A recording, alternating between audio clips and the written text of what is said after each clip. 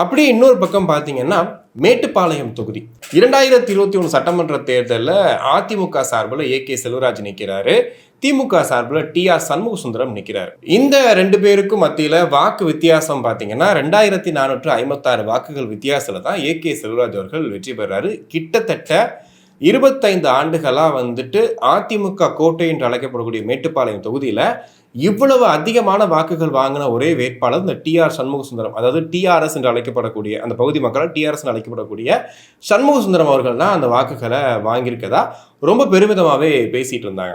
So அதுக்கப்புறம் என்ன ஆயிருக்கு அப்படின்னு பார்த்தீங்கன்னா, என்னதான் நம்ம அந்த 2456 வாக்குகள் வித்தியாசத்தில் தோத்து போயிருந்தாலுமே அந்த பகுதி மக்களுக்கு திமுக சார்பில் கொடுக்கக்கூடிய அத்தனை, அதாவது அவங்க கொடுக்கக்கூடிய நலத்திட்ட உதவிகள் எது அறிவிச்சாலுமே இவர் முன்னாடி நின்று கொடுக்க ஆரம்பிச்சிருக்காரு. இதை தாண்டி அங்கே இருக்கக்கூடிய சிறு சிறு பிரச்சனைகள்ல தன்னால் இயன்ற வரைக்கும் தன்னோட சொந்த நிதியிலேயே சரி பண்ண கொடுக்க ட்ரை பண்ணியிருக்காரு.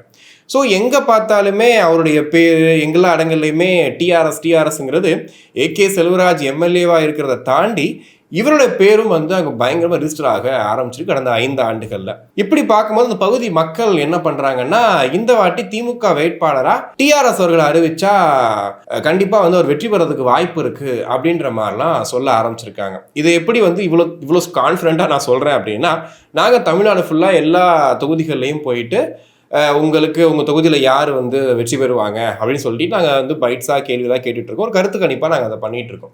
ஸோ அந்த மாதிரி பண்ணும்போது நான் கிட்டத்தட்ட ஒரு 50 தொகுதிகளுக்கு மேலே நாங்கள் போயிட்டு இருக்கும்போது இப்போ மேட்டுப்பாளையம் தொகுதி போகும்போது அதிகமாக எங்கள் காதில் விழுந்த பேர் டிஆர்எஸ் அப்படிங்கிற பேர்.